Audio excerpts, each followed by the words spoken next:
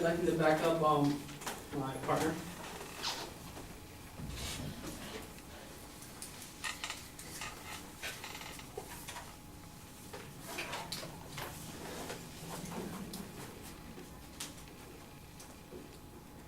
My partner said first that there should be more education, well, because it's like riding a bike.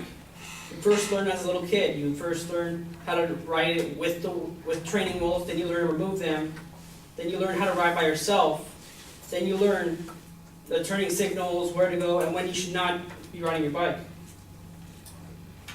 William Triplett, a journalist who wrote the article Teen Driving on the CQ Researcher, driver education programs are usually short-term and only basic skills are learned.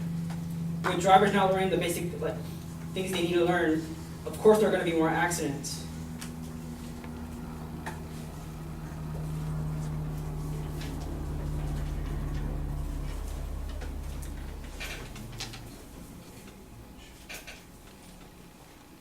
My partner also stated, why 18? Why shouldn't it be 21 or 25? I agree, because 18-year-olds are in the same risk. Because we limit the age to 16, we're saying, oh, like 16 or younger, they're gonna drive bad, they're gonna get in more accidents. If we limit it to 18, the same risk could be assessed about them. About, like, say, 5, 10 years later, we're gonna say, oh, 18 years or too young to drive. Well, we should change it to 20.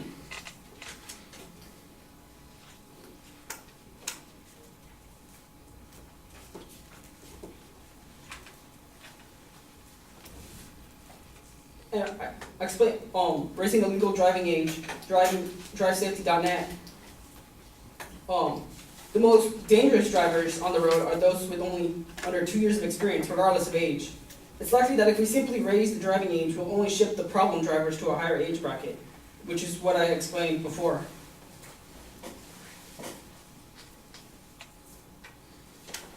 If we see, raising the driving age will not solve the problem. In 2003, Alan Robinson, Chief Executive Officer of American Driving and Traffic Safety Education Association, the driving age should not be increased. In 2003, there were 937 16-year-old drivers killed in traffic crashes. This new driving age for 18 does nothing for the other 2,563 teens that were killed in 2003. Yeah, we're saving a few people, but that doesn't save the majority of those dying in crashes. So what's the point of raising the driving age to 18 when there's still going to be a problem?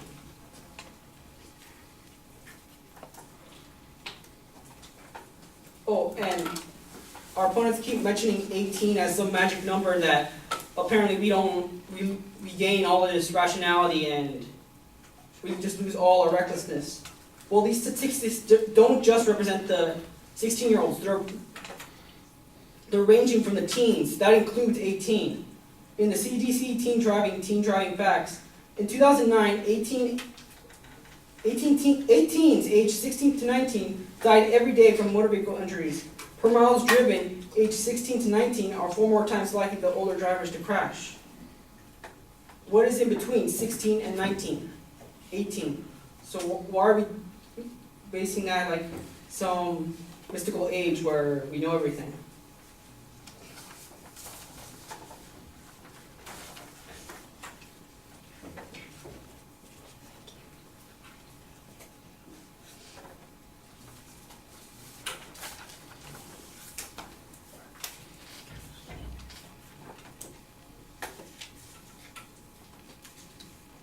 And then there was a similar talk about drinking. 18 is the worst time to drive because when we're 18, we go to college. Our parents are no longer looking after us. We're on our own. No one's telling us, oh, go to that class or go to that place. We get to do whatever we want.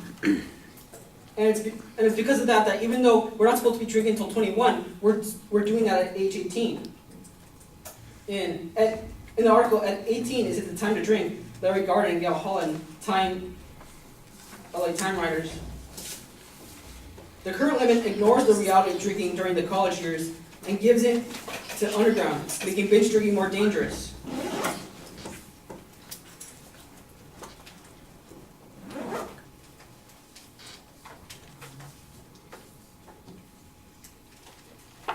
in another article, at 18 is the time to drink. Larry Garldon and the same people, Pomona College sophomore said, new students start to experiment when they're no longer under their parents' supervision, and that encourages them to drink in ways that are less safe for them. We are putting these people who are just barely starting drinking behind the wheel, which will get them into even more accidents. While 16-year-olds, they do sometimes have access to alcohol, but it's not easily. The parent will have to be really not looking after their child for them not to notice that they're drinking. While 18-year-olds, they can do it and they can drive at the same time. Shouldn't it be more likely that 18-year-olds are more likely to get into car crashes since they're more reckless?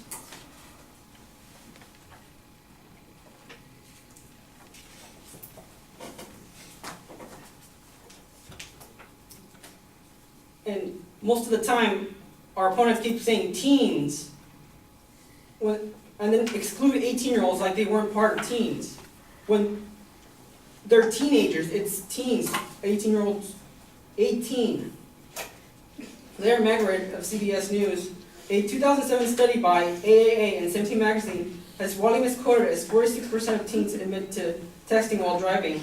But what our study found is that 61% of teens admit to risky driving habits, while 46% of that 61% say that they text while driving. 18-year-olds are just as irresponsible as 16-year-olds. Admit, we all text, we all drive, we probably all drink too without telling anybody.